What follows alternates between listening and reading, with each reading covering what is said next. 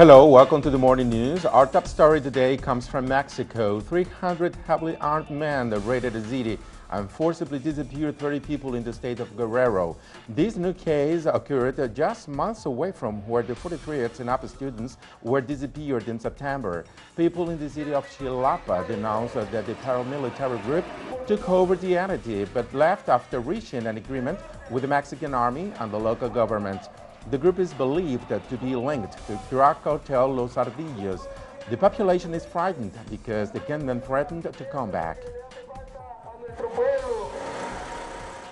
We continue in Mexico. Protests are still reported in San Quintin. Farm workers are denouncing abusive working conditions and demanding better pay. The protests have already sparked serious controversy as police has suppressed demonstrators.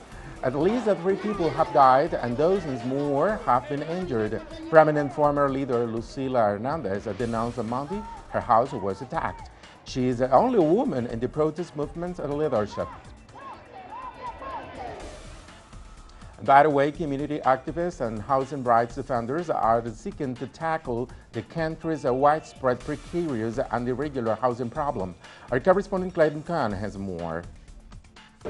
Here in the state of Mexico, next to the freight train tracks known by migrants as the Beast, is the marginalized squatted community called Las Compuertas.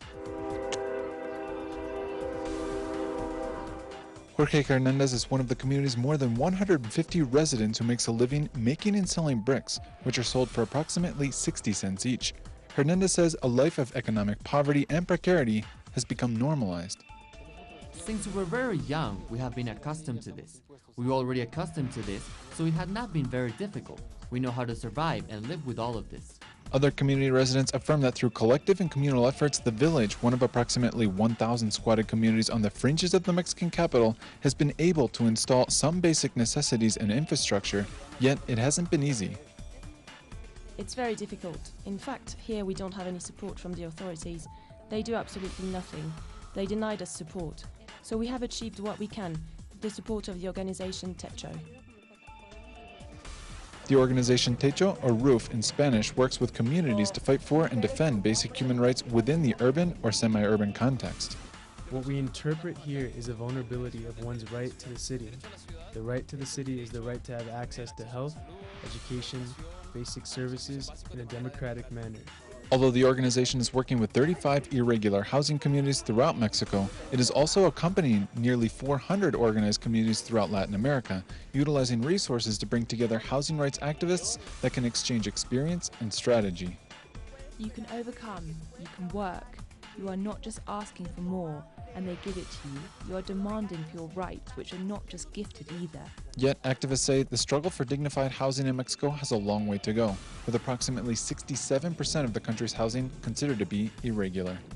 According to studies provided by Mexico's National Autonomous University, the country has a deficit of approximately 9 million dignified housing units in which 35 million people could live in, which equates to 1/3 of the country's population. Clay.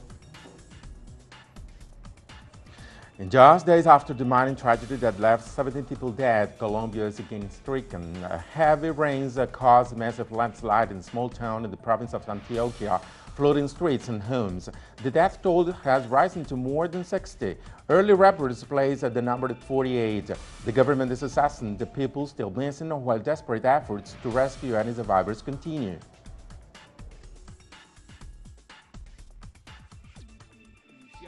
We need to start a process of identifying people who are missing. We don't know how many people are missing.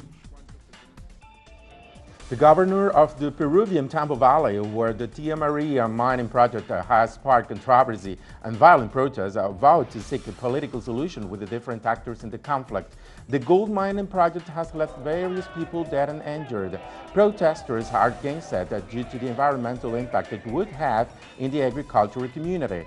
Ken has returned to the region, but the community of Arequipa says they will continue their struggle until the $1.5 billion project is cancelled.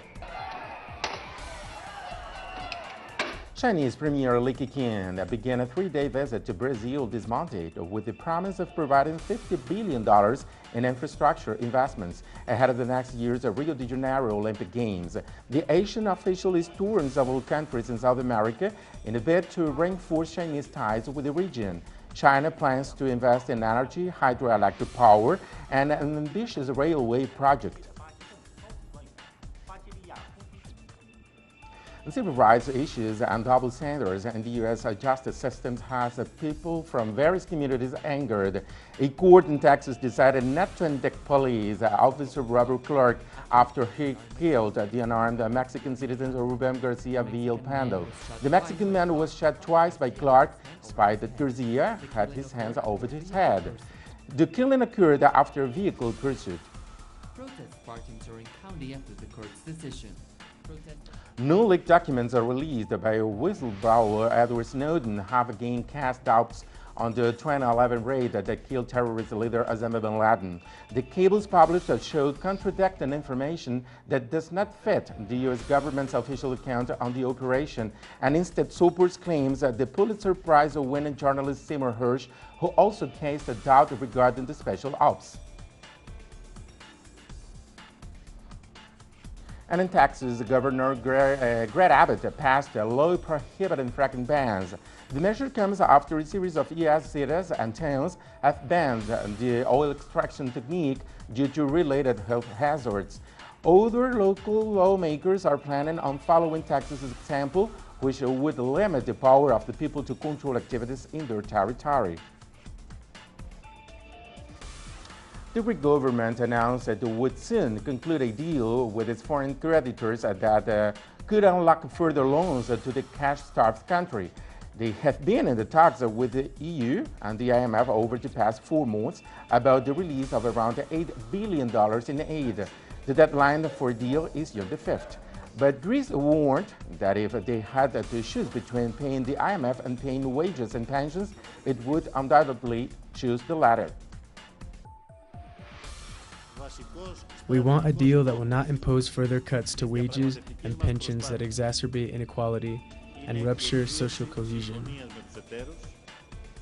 Not all is violence in Mexico. Community activists from Latin America and the Caribbean converged on the shanty town of Teoyucan of the outskirts of Mexico City. They are launching an ambitious project that seeks to revamp slums across the region with new housing, as well as professional training to break the poverty cycle.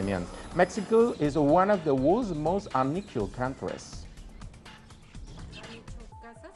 They've made homes for people who need them.